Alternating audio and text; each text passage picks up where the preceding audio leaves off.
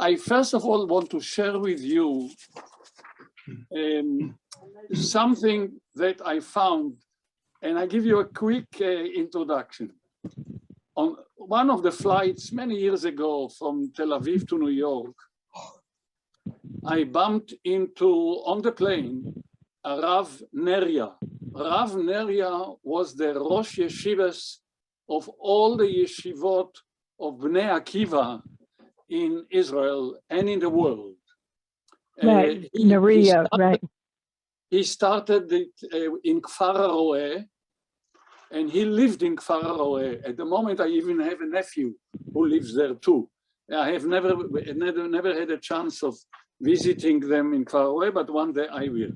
My brother studied in Kfar HaRoeh Yeshiva, the other one, the agricultural yeshiva, but anyway, I bumped into him, and he was so happy to see me. We knew each other. He knew me as a boy, and he gave me a book with all kinds of quotations and explanations on the Siddur by Rav Kook. Rav Kook was the first chief rabbi of Israel. And so he gave it, and he wrote me a beautiful thing. Sometimes I store inside that book some interesting poems or something. And the other day I was searching for the lesson, and I found something which I would very much like to share with you. It's not exactly connected with Psalm 104. Nevertheless, it's something very, very beautiful. I will read it,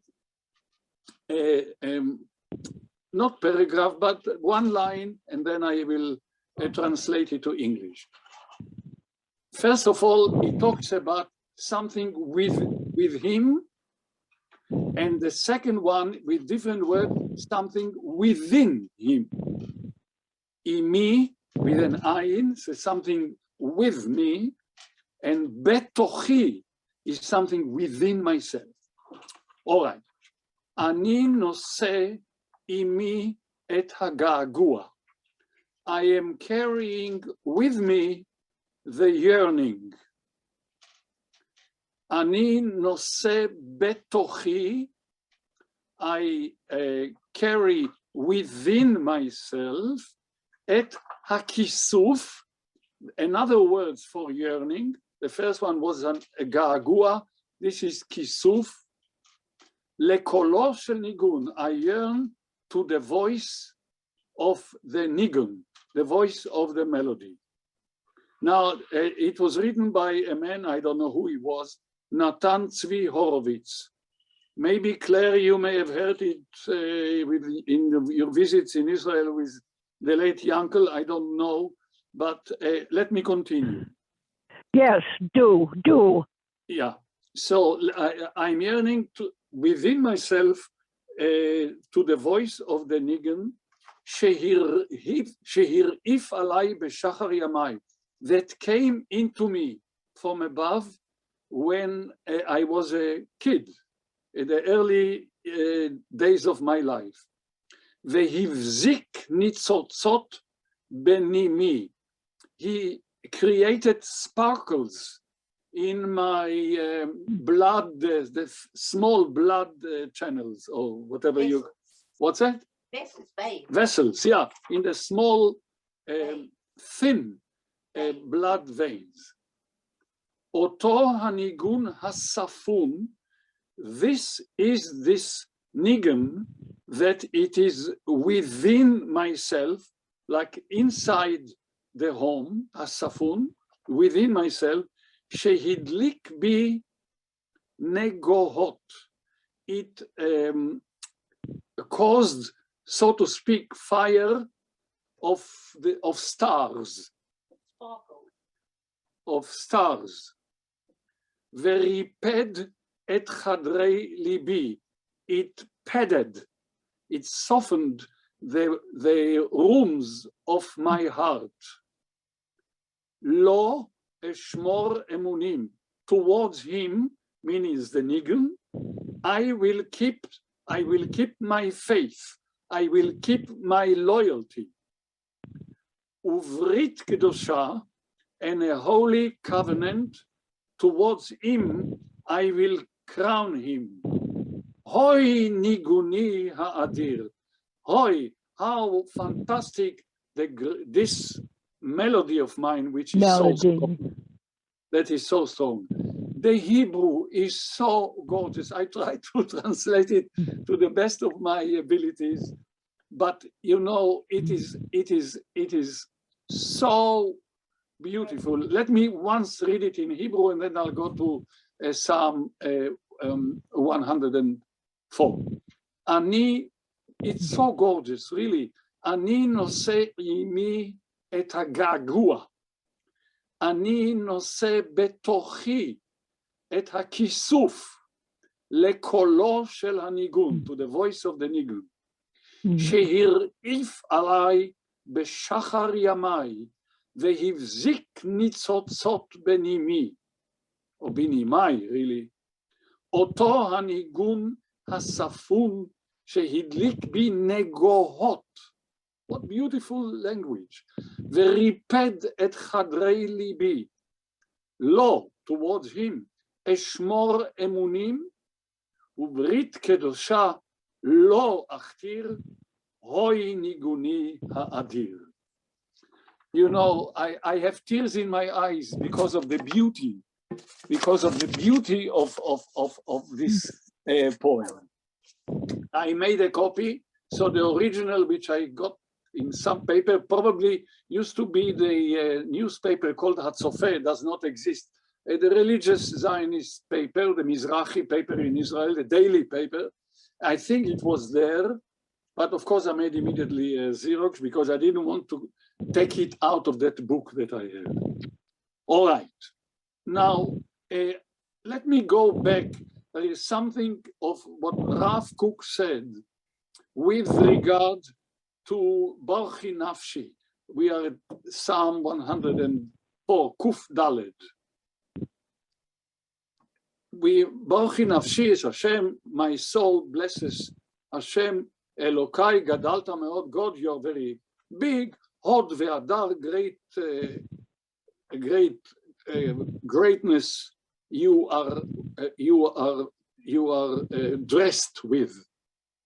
Ote or kasalma. Okay, Avim, 1 second, and he says, he walks on the wings of the ruach, could be spirit or could be the wind.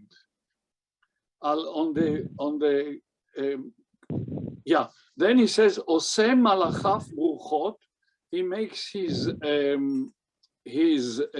angels as spiritual, meshartav, those who serve him, and the angels are the ones, esh lohet, a fiery, a very hot fire. He said, Eretz al mechoni, baltimot olam ba'ed. He created the land, which will never disappear. Now, we have here two words which are very interesting. Oseh malachav ruchot. It talks about the malachim, the angels. Meshartav, those who serve him, which is another word to malachim, to angels. He says the following: malach, the angel, the direct translation to the word malach is angel. Malach, hu shaliach merachok, says Rav Kook. He is a messenger from far, from afar. Umesharet, and the other word mesharet, those who serve him, hu mikarov, that's who is closer to God. So, and then he says, Yasad eretz dom kasido alarim yamdu mayim. Yeah, and then he says like this, the willpower of the human being, or even God, which is really more, is called ruach, wind or spirit. This is the yearning. Is another word for yearning, she'ifa, something that I'm yearning, that I want so badly. I want to see God's movement, says Rav Kook. And the mind, והשכל, ייקרא אש. The sechel, the mind of Hashem is fire, because this is the strength of God. Why? He quotes from somewhere, and he doesn't tell me from where, so I couldn't find it. Halo kol dvarai ke'esh. God says something, it must be in the Tanakh somewhere. The power, the strength of what I say is like fire. So we are still in the pastoral situation, despite the fact that we are talking about ash, but this is a holy ash. This is godly fire. So in the davening, in Tefillah, in the prayer, one can see the koach of kedushat haratzon, the holiness of the willingness. So there is something that within our soul that we want to have the kedusha, the holiness, the sanctity. Uba Torah, and when we talk about the Torah, this is the koach, the strength of kedushat hasechel, that the mind is also holy. So we're talking about the holiness of the willingness and the holiness of the minds.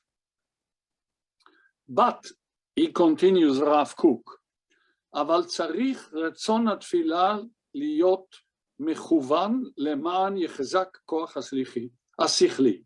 What does Rav Kook say? It's gorgeous and it's very original. The will for power needs to be aimed in order to strengthen the koach of the mind. Why? Continues Rav Kook, that the main idea of tefillah has to be in order to merit the study and understanding of our Torah, our holy Torah. Because the purpose of the human being, in order to get closer to Hashem, in order to get closer to God, is in order to work, in order to deal, in order to live a Torah life. And he quotes the Rambam in Hilchot Melachim, the halacha of kings, of kingdom, of royalty. This is to do in the Ha'olam Hazeh, in this world. This world, we have to be studying the Torah so that our mind should be good. And if ve'im chas v'chalila, and if God forbid, there will be no purpose in our prayer when we ask to understand the Torah.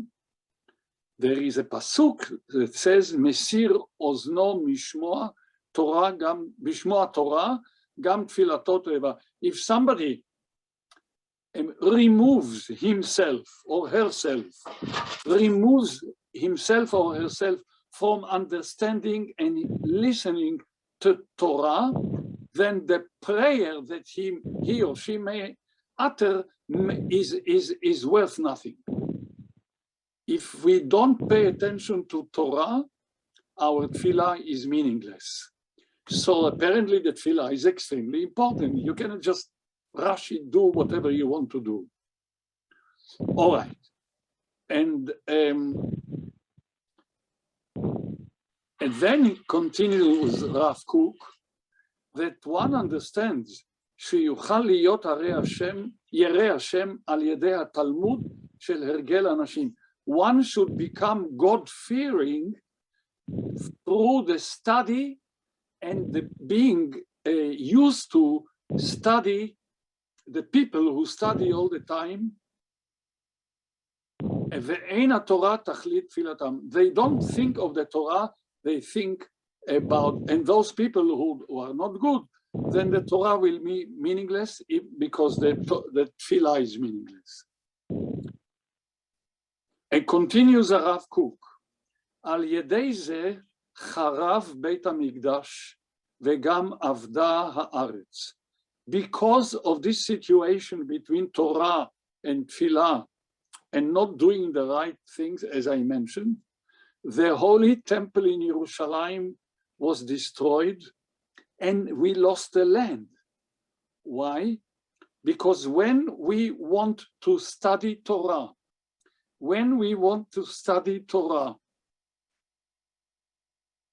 we have to make a bracha.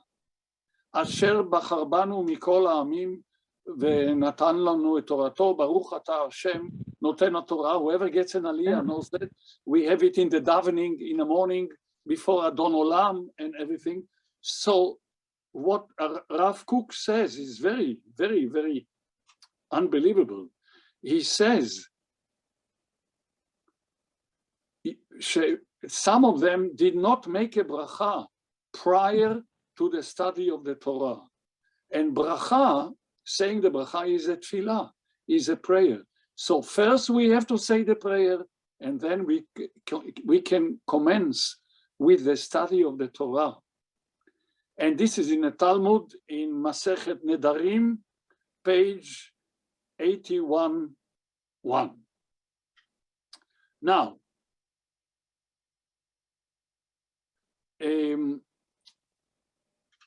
the tefillah, שהיא גילוי כוח הרצון, that is the essence of the power of the will, has to be connected also with the sechel. עם הבקשה העיקרית לזכות לתורה, with the main request that we should lizkot, we should merit the Torah, because the purpose of the Torah is to guide the willing power to do the wills of God. And this changes with the idea of prayer for sechel, and the Torah is the willingness. I think that this is very, very beautiful.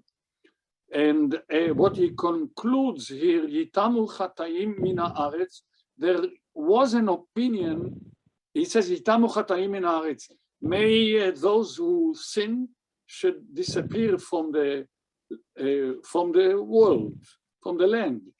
But there is an opinion, some of people of the Rabbonim sages say, Yitamu chotim min haaretz, because Chataim is not clear that it aims at human being. It could be that the Chataim, they not the people who are wicked, but the wickedness. Yitamu Chataim could be mentioned as wickedness. Therefore, some of our sages say Yitamu chotim min haaretz. Those who are Urshaim Odeinam, so on and so forth. Now, since I spoke last week and I explained, a man goes out to work in the morning and he works until the evening. And God, you did the sea, you did the various animals, small and big. There are boats that are on the sea, on the ocean. Livyatan, elecha yesaberu, even the animals look at you because they want to get their food. So that's very important. And yisberu tov, give them what they want, God, so that they should be happy. And there is a concept in the Torah of hester panim. Hester panim means that in the Torah, when Moshe Rabbeinu was talking to God, it's not in the Perush, but of course I remember it when he was talking to God, how will I know you? So God said to him, you will never be able to see me. And if you saw movies about the Exodus and everything from Egypt, you could see that something that supposedly is God turns around with the back to Moshe Rabbeinu. That's how some of the movie people understand. I think that what is lost is tastir panecha, ester panim. We are talking about the Holocaust. Did God shy away from us? Of course, everybody tried to explain, and we really don't have an explanation. Give them power. Ve'el afaram yashuvu. The people after 120 will return to earth. Teshalach ruchacha yibareon, and the new ones with your spirit will be born. Utechadesh pnei adama, you will renew the face of the Adama. Hamabit la'aretz vatir'ad. God looks at, by just looking at the land is shaking. Vatir'ad, re'ada, is shaking. Higa beharim beyeshanu. He only touches the mountains and fire will come. And then there is something that, of course, close to my heart. Ashira la'Hashem b'chayai. I will sing for God in my life, throughout my life. Perhaps that's a better translation. Azamra le'Elokai be'odi. I will, another word for Ashira, I will sing for my God, be'odi, for as long that I'm around. And then comes the hope of the human being, the Jewish human. Yerav alav sichi. What is sichi? Sichi could be a tree, but siach is also tefillah. When the Torah tells us the Yitzchak went out to lasuach basadeh, the Rashi says that he went out to pray in the field, and he is the one who established the mincha davening. Avraham established the shacharit, Yitzchak established the mincha, and Yaakov established the ma'ariv, or the arvit, which is the same thing. So he says, Yerav alav sichi, may my prayer be sweet towards God. Anochi esmach b'Hashem, I will rejoice with God. These two psukim I love so much. I have so many plans of writing major oratorios for soloists with full symphonies, orchestra with chorus, and just to use a couple of psukim from this psalm and call it the Hebrew or the Jewish no, what is the symphony number 6, I called it? The pastoral, yes, I forgot the word. Yerav alav sichi, my prayer, but so through pastoral. And through pastoral is a beautiful thing. And it's not only that I ask God to accept it and to enjoy the sweetness of my prayer, but also to accept my happiness. So in the prayer, there is sweetness and there is happiness. I have maybe 1 minute left. I have some perushim of the Gaon of Vilna, which I found in one of my old Sidurim.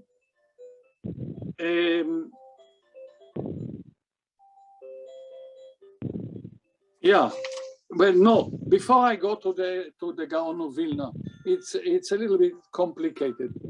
Barchi nafshi et Hashem, Psalm 104.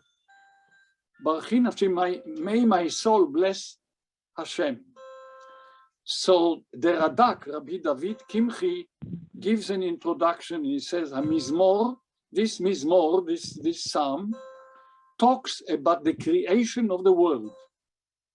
V'chi hakol asa b'chokhma letikun habriyot. God did it with his vision, with his chokhmah, cleverness, knowledge, to repair the human being. and the human being should recognize it. ועל זה תבורך נפש האדם. And through that, the soul of the human being should be blessed. So the creation of the world was done by Hashem in order to repair the human beings, and therefore they will be blessed. Hashem Elokai gadalta. Hod vehadar lavashta. And with this I'll have to stop because I think I'm 7 o'clock. I quickly, from what you did, God, from what you created, anu mivinim ki gadalta. We understand that you became greatest and greater and greater. Hashem Elokai gadalta. God was always great, but he became even more great. Hod vehadar, glory and hadar is another word for glory. Lavashta, your clothes is that you wear on your body is a glory, a clothes of glory. וזה מונע מלראות כבודך. And this avoids from us from seeing your face, God. This is the Ibn Ezra. And Ibn Ezra says, in other words, this is a sort of mechanism that God has created with his clothes so that the human beings will not be able to see the face of God. So we don't really know how God looks like. All right, I think we passed 7 o'clock. I'm sorry I have some more, but I will I'm happy to give it to Rabbi Fischeles to start his class. I don't know if it starts on time exactly, but yes, well, one more. Ote orka salma. God dresses the world in light. כמו שלמה העוטפת את גוף האדם, כמו שמלה, like a dress that covers the body of the human beings. Next time when we'll meet, I may take a couple of weeks a break because I have to continue with my book a little bit, but and we have soon the wedding of our granddaughter, Sophia, and Beatrice and I, Sophia and Akiva, and Beatrice and I are only the grandparents. We are not the parents, but we feel that we are also the parents. So I have to take Akiva to Williamsburg to buy him a talit with a Torah, because this is the job of the parents of the Kala, and Beatrice and I have taken it upon ourselves to take over the duty of the parents of the Kala, and so that we'll give it, and hopefully Akiva, it's not going to be a big wedding in the holy city of Monsey, as I call it, and that will, and I will sing something. Anyway, I wish you all well. Shabbat Shalom. Shabbat Shalom to everybody. Shabbat Shalom.